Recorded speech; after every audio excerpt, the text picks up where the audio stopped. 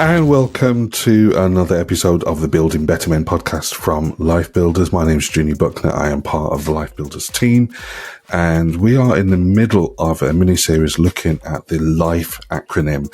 In the last episode, we unpacked the L from life, which is living a life that reflects the Lord. And today, it comes as no surprise, we're actually unpacking I, impacting the community. As I mentioned in the last episode, I'm basing all of these episodes on the Book of Proverbs, which I think is a wonderful book for motivation, spiritual wisdom and instruction. And I'm sure we can, in the next couple of minutes, get something quite meaty from this particular episode. But before I go any further, I am going to ask you to please do like, subscribe, share this channel. This will help the algorithm push this out to other people who may well be interested in watching and listening to this type of information. So thank you very much for doing that. Yeah, do it now. Thank you.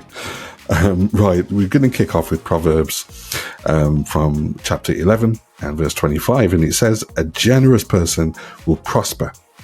Whoever refreshes others will be refreshed." In other words, when we positively impact our community, when we positively impact other people, we're not only influencing others, we're also improving ourselves, whether that is just getting better at something or whether that is a sense of accomplishment. It actually does something to us as well. So let's explore this idea just a little bit further. There's a book called To Kill a Mockingbird. Some of you may have read the book, you may have watched the film. Can't remember the guy, if it's Cary Grant or whatever. But anyway, the main character is a lawyer called Atticus Finch. And he embodies the principle of standing up for justice in his community. This book was written, or rather set, in a time where there was a lot of racial tension, and it was not the done thing to be supporting a black man who had been convicted of crime, to be defending a black man, so to speak. And it was quite a heinous crime. And he went against the grain, but he felt that it was important for his community to be steeped in truth and steeped in justice. So even when things are unpopular, it is important for us to actually do the right thing.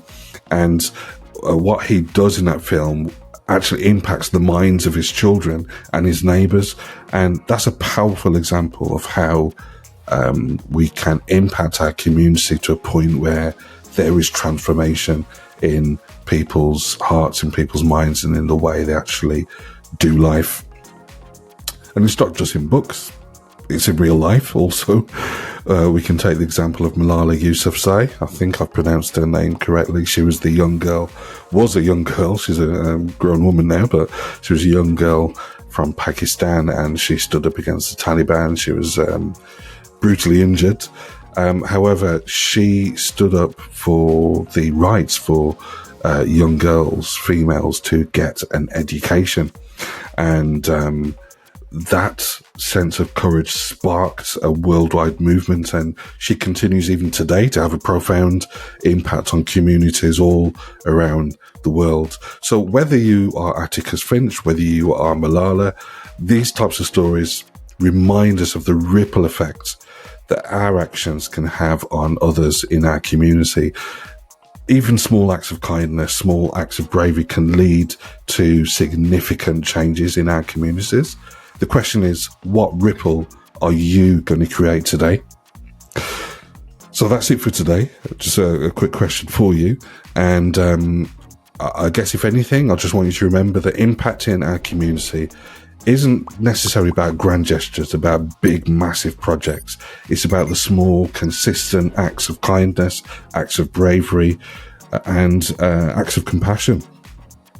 So until we meet again, let's make our life count.